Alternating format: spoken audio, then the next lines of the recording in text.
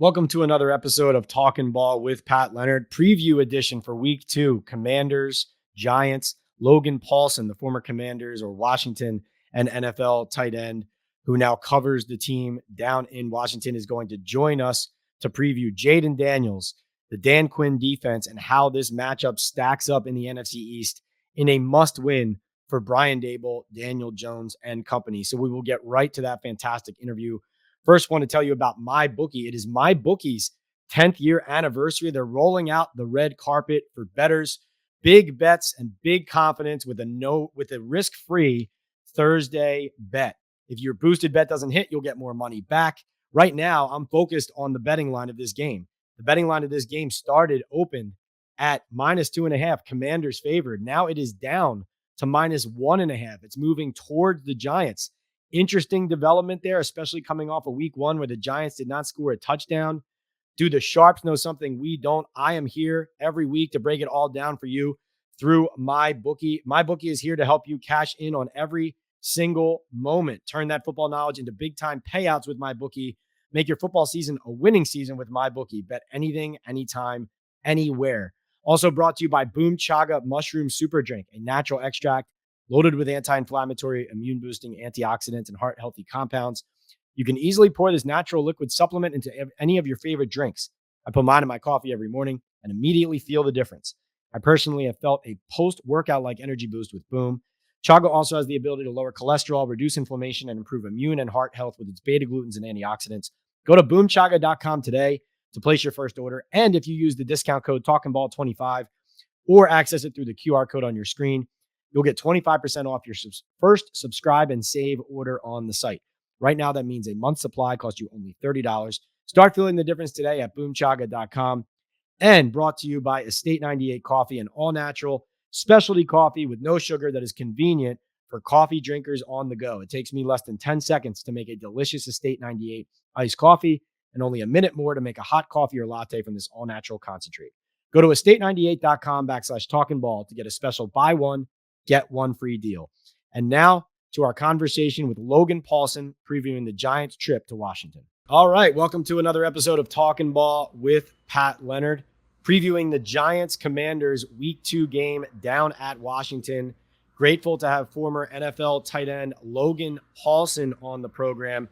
He's a radio in-game analyst on the sidelines down in Washington with the Commanders. Also has podcasts, the Take Command podcast and the Command Center podcast. Does great work. Logan, thanks so much for being here, man.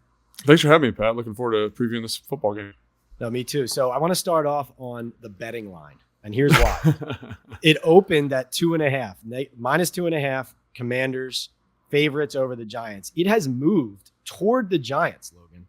It has moved to now -1.5 Commanders. So it's moved a full point in the Giants' direction. I was at the Giants week 1 loss to the Vikings. They didn't score a touchdown. I am struggling to understand why this is moving in the direction of New York. Is there anything on the Commanders' end that you think explains that? Yeah, I do. I think there's like this national narrative about the defense specifically for the Commanders now. I think there's this national perception that they perform very poorly. And so I think like when you listen to other betting shows, like that's what they're talking about, right? Is how bad the Washington Commanders defense is. I think that's a little bit overstated after watching the film and kind of reviewing the All-22. And also I think there were some limitations to the offense week 1. And again, I think, with a young quarterback, Jayden Daniels is going to kind of go through some growing pains. But I think there's this perception that it was really bad versus Tampa Bay. I think Tampa Bay is a better football team than want to give them credit for. And so I think that there's been like a kind of a 3, 4, 5 days of conversation about this game that is maybe swinging that. I've got a buddy who calls me and we talk betting lines all the time. And he's like, every national betting show is just crushing us right now. So I think there's a little bit of that going on, is that we, the media, are kind of pushing a certain narrative for sure. Interesting. Yeah, no, it was noteworthy to me. Our sponsor here, mybookie.ag, I saw it move and I thought to myself, well, Darius Slayton's in the concussion protocol now for the Giants. That's one of their weapons. Why are they being given more of an advantage? I'm glad you kind of clarified that for us as far as what the perception and the narrative is. So let's dive into it and start with the quarterback. Rookie quarterback, obviously, it's going to be difficult for any rookie right off the bat, but it looked like Jayden Daniels did some damage, 2 rushing touchdowns. You were there. I want to know from your vantage point, especially as you project towards the Giants, What did Jayden do really well? What does he have to work on? And how do you feel like he stacks up against New York? Yeah, so I think Jayden did a great job. A great job's probably strong. I think he did well in his first outing. I think that Todd Bowles' defense is pretty dynamic. Seeing it live and in living color, that's a group that's played together quite a bit. They're very complicated in terms of the pressure packages they're bringing. They do a good job disguising coverages. And I think that pressure early on kind of unsettled him. He's a guy that is cool, calm, and collected. I've been able to interview him and talk with him a bunch of times, like really just got the right kind of demeanor for the position. But I felt like he was kind of rushing through some stuff, not being super aggressive as a passer, throwing the football. And again, we haven't seen that from him in training camp. So it was a little bit of a surprise to see that, but he was able to kind of cover up some of those issues with how he ran the football. And I think you see kind of, you're always wondering, because he didn't run a 40 coming out, like how's his speed going to translate?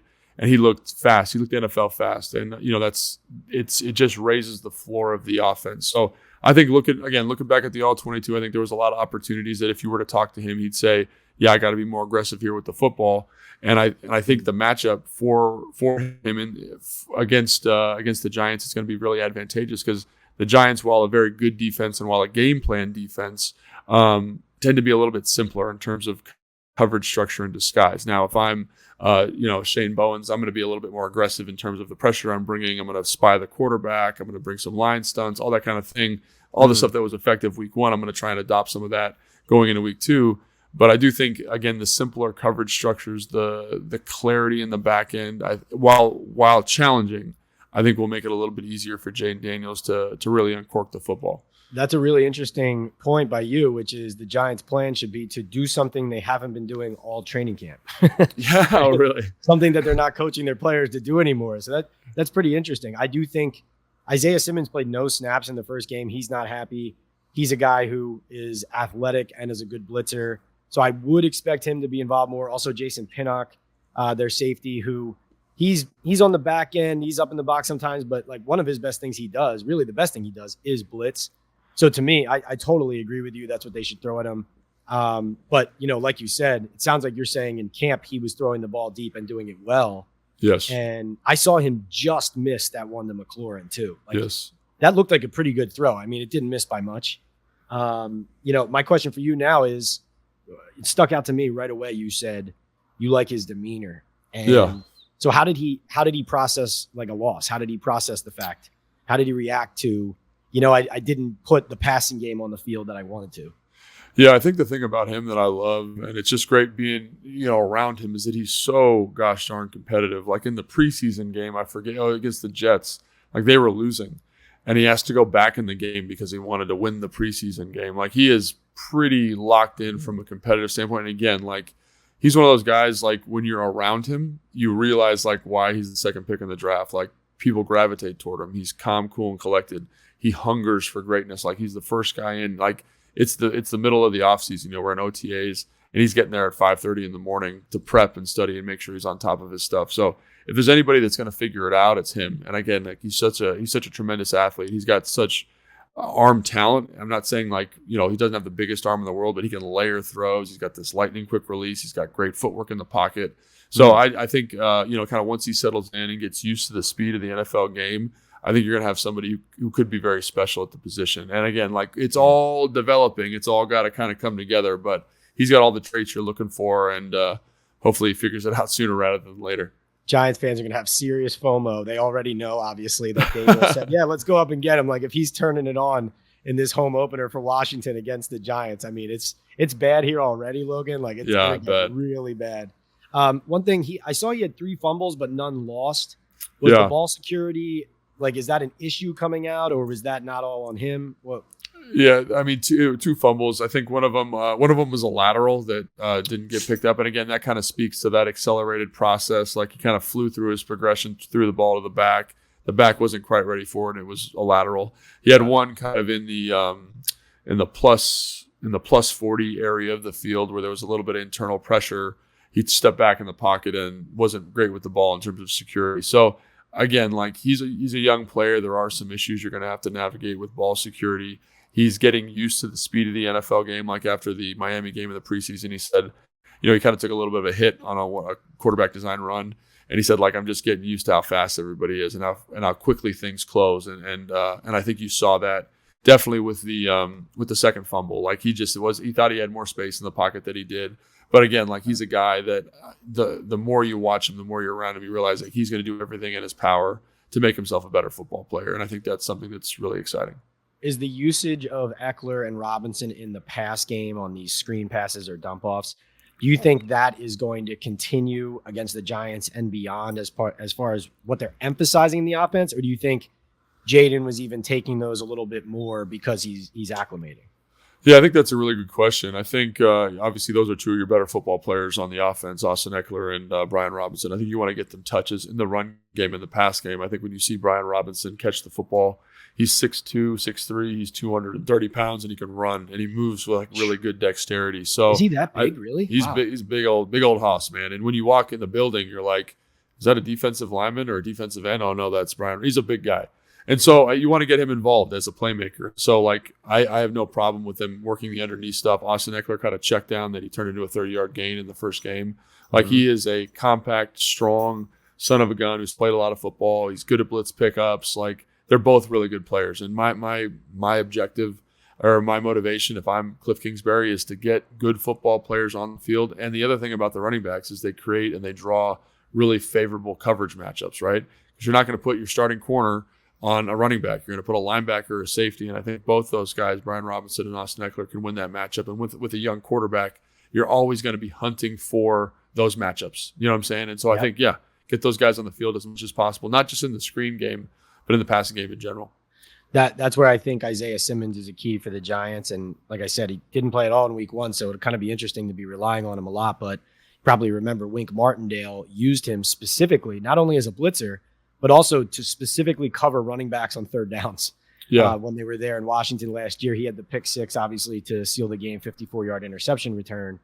But that's what I'm watching, Logan, because the Giants linebackers, like Okereke is a good linebacker, better in run than pass, but he can do a little bit of both. But their second linebacker on the field, if it's not Simmons, whoever it is, cannot run with the running backs on Washington.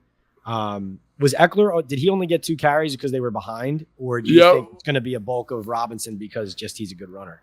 Robinson's, I think, people don't know him because he's not like a national name yet, but he's a special athlete. He's big, like I said, he can run, he's got good vision. So I think if there's a guy you're going to kind of want to feature in your offense, it's going to be him. And I think a great change of pace is going to be Austin Eckler. I do think if I was a betting man, I think they want to feature him more in terms of carries and more touches. But again, game flow was a little bit unique in the Tampa Bay game in that they were behind early, and so they had to change their philosophy, I'm sure. Again, I haven't talked to anybody about that specifically, but I would assume that they want to get those guys as many touches as they can. Them, and then obviously Zach Ertz, the tight end, all, again, because of the mismatches that they're able to draw in the pass game. Some good Austin Eckler fantasy advice there from Logan Paulsen, who, by the way, you did your most damage in your career against the Giants. Yeah, I don't know what that would be. 250 yards, touchdown. I think you played them like the most of any team, too. Yeah, I don't know why that would be, but yeah, I always had pretty successful outings against the Giants. It's a good memories for you. Is there a thing in Washington, like up here, the Giants are 1-8 in their last 9 against the Cowboys and Eagles, but, Daniel Jones really doesn't have success against many teams. He does against Washington. It's the only team in the division they beat. Is there a feeling in Washington of like, we're tired of this? We're tired of, losing the bulk of these games, especially more recently against the Giants, or do they not look at it like that? Oh, I think they have. I mean, when you talk to every beat reporter here, it's like they all have their own podcast. You all talk to them when you're at practice or at the games, and it's like, yeah, man, I think we should really beat the Giants, but we never beat them, like whatever it is. And there's a frustration in that group, and there's a frustration amongst the fan base. But I think the great thing is that, Dan's like, I can't speak to what happened in the past. This is a new era. And I think that's very exciting to hear a coach kind of just say, I don't care what they've done in the Ron Rivera, Jay Gruden eras, like we're moving on and we're going to, present a different product. So I think that's refreshing for fans to hear, kind of not to be beholden to this, the curse of the Giants, so to speak. But definitely the fans, the beat reporters, that's all we've been talking about down here all week. So I was joking with somebody yesterday that someone needs to do an oral history of Darnay Holmes wrapping his arms around. Who was that? What wide receiver was that? De'Ami Brown in the end zone? Oh, yes, that's right. That's right. Yes. Someone needs to go back and just do an oral history of that. It's the most ridiculous non-call I've ever seen. Yeah. You mentioned earlier, you mentioned about Dan, and then we were talking about Cliff earlier. This is, of course, like you said, same logo, but new staff, new team, new era. One thing that cropped up for the Giants in week one that was alarming is with Martindale out and Shane Bowen in and now Dable as play caller, they did not have a schematic coaching advantage in the game. Like Kevin O'Connell and Brian Flores basically coached the pants off of the Giants staff. And so what I'm wondering from you is when you watch the game in week one and you've seen this staff kind of take hold, right? And you have Dan essentially running the defense and then Cliff running the offense. Do you see a coaching staff that you feel like in Washington can be way more of a schematic advantage than that organization has had in the past? And how do you see them stacking up against Dable Bowen?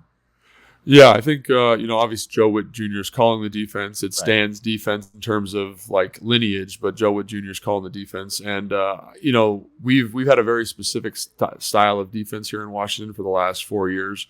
It's been 4 down. We're going to play some type of quarters or cover 6, and we're going to rely on our front 4 to get after you a little bit. That was not the Wink Martindale week 1 experience. I think he did a great job of knowing when to bring pressure, understanding how to kind of create different rush angles for the defensive line, which is, again, something we didn't see a lot.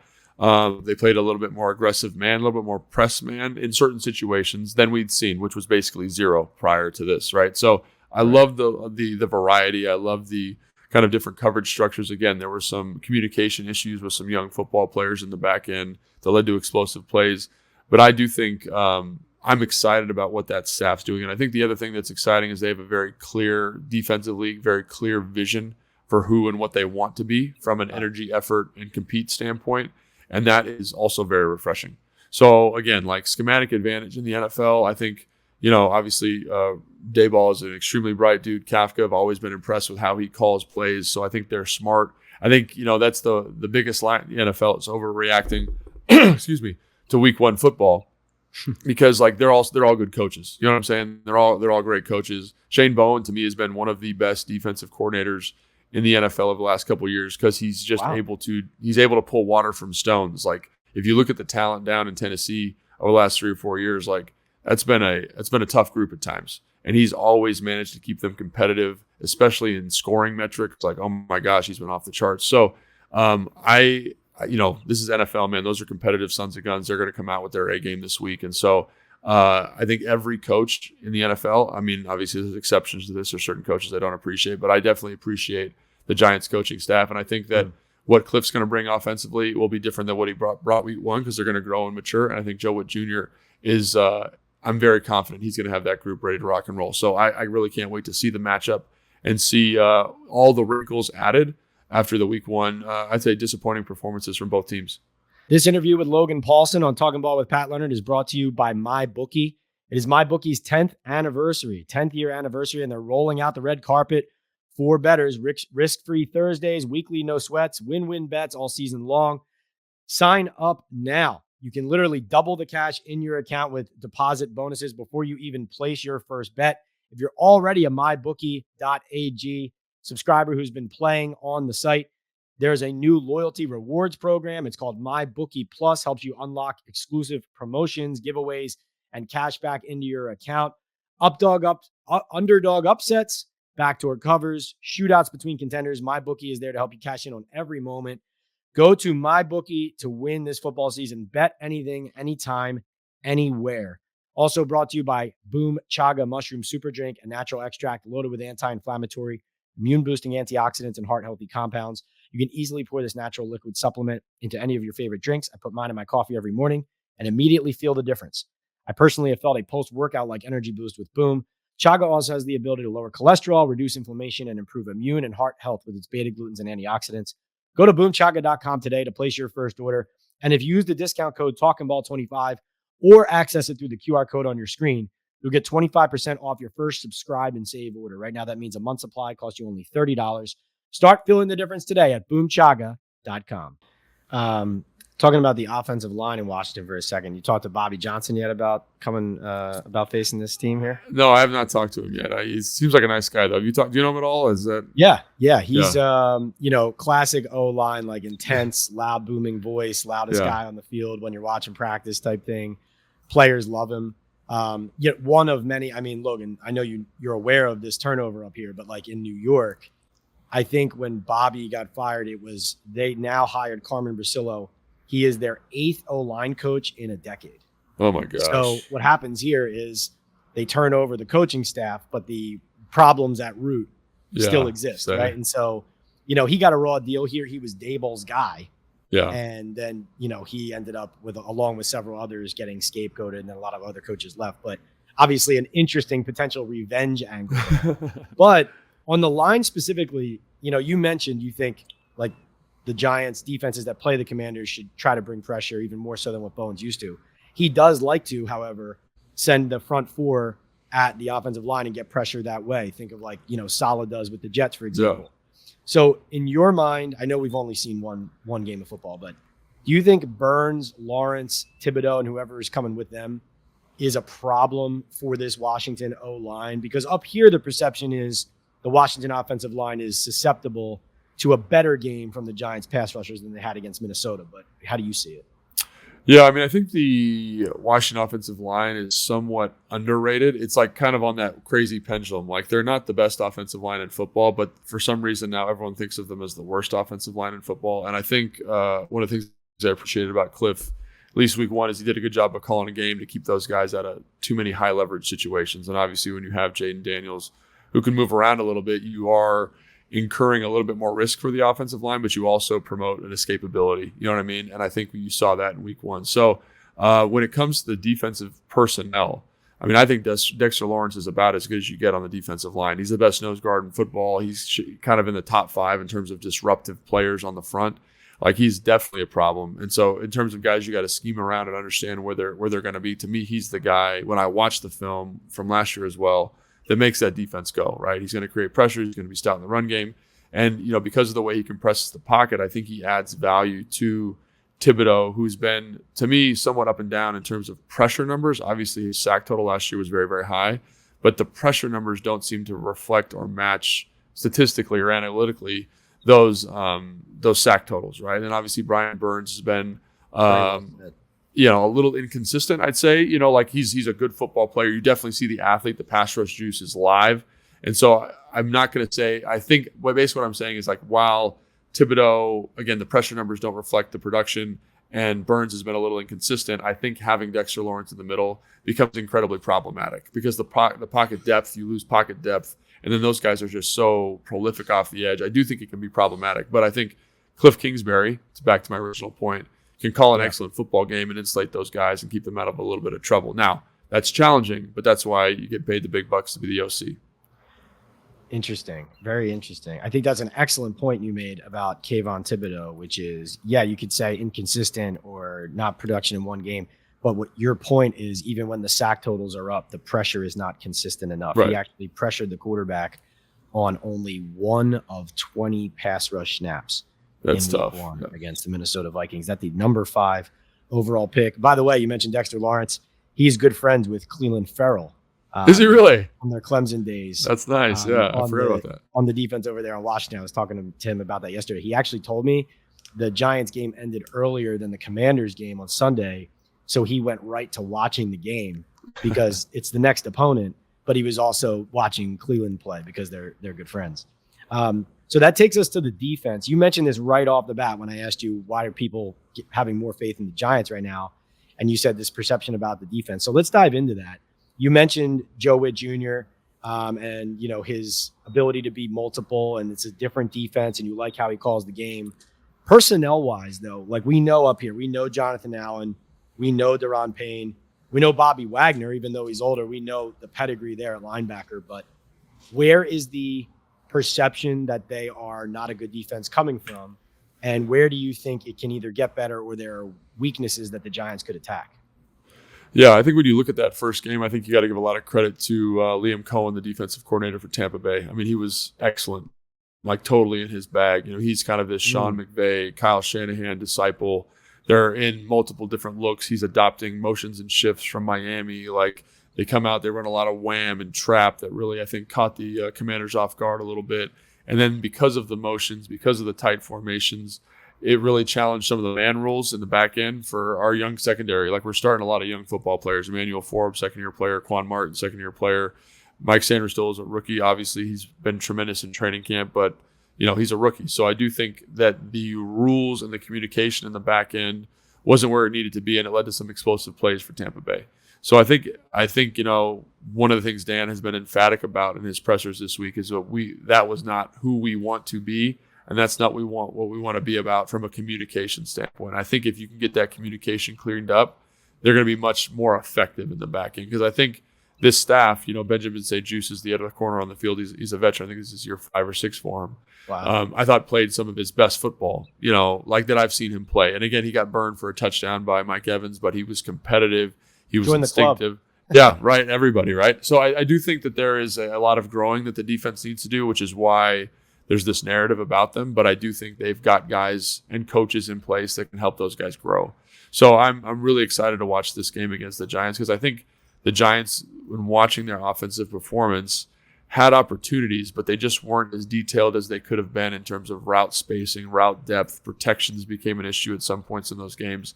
But I think they have a kind of an interesting or an intriguing group of offensive playmakers. And I'm just curious to see the matchup and see if Washington secondary's grown, and if the New York skill position guys have kind of detailed up that offense a little bit. Interesting. Yeah, the Giants really struggled to run the ball. They're actually kind of trying to find their identity still without Saquon Barkley, and it's like you described kind of the tight formations and the ability to run the ball for Tampa that then challenged kind of some of the man rules on the back when they went pass and play action in Tampa. And the Giants just never got to that point with Minnesota where they could force the defense out of what it wanted to do with the run game. And so that's a huge thing I'm watching here. So Ferrell and Armstrong at the ends, we're used to obviously coming down there over the years and seeing, Montez Sweat being a pretty consistent presence in the backfield. And then when Chase Young was there as well, we know Payne and Allen are good players and tough players, and they'll provide pressure in run and pass game. What did you see from Ferrell and Armstrong in week 1? Do you think that they can challenge those tackles? I mean, Andrew Thomas was excellent in week 1 in pass protection. Jermaine Illuminor on the right side, though, for the Giants, he and Van Roten at right guard, they were leaky and struggled in pass pro. So I guess I'm wondering if you think their front four can take advantage in pass rush. Yeah, I'm actually a big fan of Illuminor. I think he does a great job, and I think you see a guy who understands angles and positioning really well. So, I think he's a very solid player. I think Cleveland Ferrell is a kind of power bull rusher who compresses the pocket, and I think Dorrance Armstrong has a little bit more juice than people nationally want to give him credit for, having seen him in person and studied him a little bit last year when he was a free agent. So I think, again, they're very different than Chase Young and Montez Sweat. Those guys are, one of one. They're the freakiest dudes I've ever seen in the NFL. They're just freaks. But it is very different. And so I think that's where I was impressed with Joe Witt Jr. Like, they were able to create more pressure with those guys than I was expecting because of the stunts, because of the blitzes, because of the one-on-ones they're able to create through the blitz patterns. And again, I think if you go back and watch that Tampa Bay game, they had a bunch of opportunities, I want to say 5 or 6, for big sacks on Baker Mayfield. And Baker Mayfield just was in his bag in terms of being able to escape the pocket and extend plays. And so, that's probably one of the best games I've seen Baker Mayfield play. But if they finish some of those pressures that were like he was wrapped up and skating out of them, that's 5 sacks in a game. So I definitely think there's an opportunity because of the scheme that Joe Witt Jr. is running and that Dan Quinn is running for them to take advantage of the offensive line. But I do think that offensive line, after watching them, is much improved from last year. Again, there's still a little ways to go, but I think it'll be a very intriguing matchup. I think you made an interesting point right off the top, too, about when we were talking about Jayden. You were like, he just played Todd Bowles' defense in his first NFL game. And the Bucs as a team are a good team. Like, they're going up to Detroit this week, and I picked them to cover. It's a 7-point spread. Wow. I watched that playoff game. I mean, they went to the fourth quarter, tie game. Like, they were a couple plays away, like that Baker Mayfield interception, a couple plays away from winning a game on the road in the playoffs in Detroit. So I have a lot of respect for that roster, too. I think that's a really good point by you. Last question about the defense. You mentioned Sanistrel. You said he had a really good camp. This was a corner. So the Giants ended up taking a safety, Tyler Nubin from Minnesota, in the second round. I feel like he could be a really good player. I like his mental makeup as well. But then they waited till the third round to get a corner. They took Drew Phillips from Kentucky. I was looking at Sanistril in the second round saying, like, this makes so much sense for the Giants. They didn't take him. What do you think of him as a player and his ability to, like, let's just look at Wan'Dale Robinson, who's going to be in the slot a lot for the Giants. Is Sanistril ready for that type of challenge from what you've seen? Yeah, I think Sanderson's a special football player, but so is Wan'Dale Robinson. I mean, he moves very well for a slot receiver. He's got like kind of all the explosive tools you want from a guy on the inside. But I think Mike Sanderson's special because of his physicality. Like, he's not a big guy, but he's physical, and his football IQ. He's very, very smart. And again, like he struggled week 1. I think Tampa Bay knew what they were doing, and they kind of, I don't want to say they picked on him a little bit, but they did. But not physically. It was more like, we're going to get in a new formation. We're going to shift to something. And you could tell that his wheels were turning a little bit. He wasn't playing as fast as he possibly could. So, again, I think he's a good football player, showed out in camp, struggled a little bit week 1, but a guy that I have the utmost confidence in that's going to kind of figure it out and play some good football here coming up for the team. Now, is it this week against the Giants? I don't know. But I definitely think by the end of the season, they'll have a guy who's going to hold down that nickel position for them for a long time. All right, prediction time. Commanders are 0-1. Giants are 0-1. The line's getting tighter. What do you think is going to happen on Sunday in Washington's home opener, which I actually think is an underrated part of this too? Yeah, I was about to say the home opener thing is a big deal for me. I think the Commanders are going to win this football game. I think it'll be really close. It's going to be back and forth kind of exchange, but I think after week 1, I think they needed that punch in the mouth, and I think they needed to refocus a little bit. And I think they're going to come out and be a much better version of the team we saw last week. And I kind of think the same thing for the Giants too. But I'm trusting in Jayden Daniels. I'm trusting in Joe Witt Jr. to kind of call a good game and confuse Daniel Jones a little bit and give us an opportunity to win this football game. All right, so you got a tight game. I'm going to go 24-16 Commanders. I don't have much faith in the Giants offensively to take advantage, even if there are things to take advantage of in Washington. I think it's going to start pretty low scoring because both defenses are going to go a little bend but don't break-ish and just try not to give up anything over top. But right as we said at the top, I think Jayden pushes the ball downfield more. It is on Cliff Kingsbury to do what he did in week 1 as well, which is kind of protect the line and Daniels from themselves and from the pass rush. But I think he's going to hit 1 or 2 of those deep shots. The Giants have been giving those up all summer, including during a joint practice against Aaron Rodgers and the Jets to Garrett Wilson. It was bombs away. So I got 24-16 Commanders. And Logan, that's going to put a lot of heat on people in New York. It's already hot up here. That's going to put a lot of heat on people's jobs. Well, that's why I'm glad I don't cover the Giants, man, because you guys got to deal with all that heat, and I can just stay down here and be nice and cool with our new owner, new staff, new everything. So I'm going to enjoy that. Yeah, well said. He is Logan Paulsen, 9-year NFL tight end. He's also a radio analyst in-game on the sidelines for the Commanders. You can also catch him on the Take Command podcast and the Command Center podcast. Look forward to seeing you down there for the game, Logan, and thanks so much for being on Talking Ball. Thanks for having me, man. Really appreciate it. That was a fantastic conversation with Logan Paulsen talking about Jayden Daniels, Cliff Kingsbury, how it stacks up against Brian Daboll and Shane Bowen. Paulsen has a lot of respect for people on the Giants, such as Jermaine Illuminor, right tackle. Bowen's defense is what he was able to do in Tennessee. But as you saw, we both picked the Commanders to win outright in the game. We will see if that comes to pass. Remember, we are sponsored here by MyBookie. 10th anniversary of MyBookie. If you're going to go place a bet, that we're both telling you basically to place that bet on the Commanders at -1.5. Go to mybookie.ag, place your bet there. Risk-free Thursdays at MyBookie. If you're already playing MyBookie, they've also got a brand new loyalty rewards program. It's called MyBookie Plus. It's simple. The more you play, the more you earn. And as you go through tiers, you unlock exclusive promotions, epic giveaways, and cash back on your account. Whether it's an underdog upset or backdoor cover, or a shootout between contenders, MyBookie is here to cash you in on every single moment. Bet anything, anytime, anywhere with MyBookie. Make it a winning football season. Also brought to you by Boom Chaga. Boom Chaga Mushroom Super Drink is a natural extract loaded with anti-inflammatory, immune-boosting antioxidants and heart-healthy compounds. You can easily pour this natural liquid supplement into any of your favorite drinks. I put mine in my coffee every morning and immediately feel the difference. I personally have felt a post-workout-like energy boost with Boom. Chaga also has the ability to lower cholesterol, reduce inflammation, and improve immune and heart health with its beta-glucans and antioxidants. Go to boomchaga.com today to place your first order. And if you use the discount code TalkingBall25 or access it through the QR code on your screen, you'll get 25% off your first subscribe and save order. Right now, that means a month's supply costs you only $30. Start feeling the difference today at boomchaga.com. Also brought to you by Estate 98 Coffee, convenient for on-the-go coffee drinkers, all-natural specialty coffee with no sugar. Go to estate98.com/talkingball to get a special buy one, get one free deal.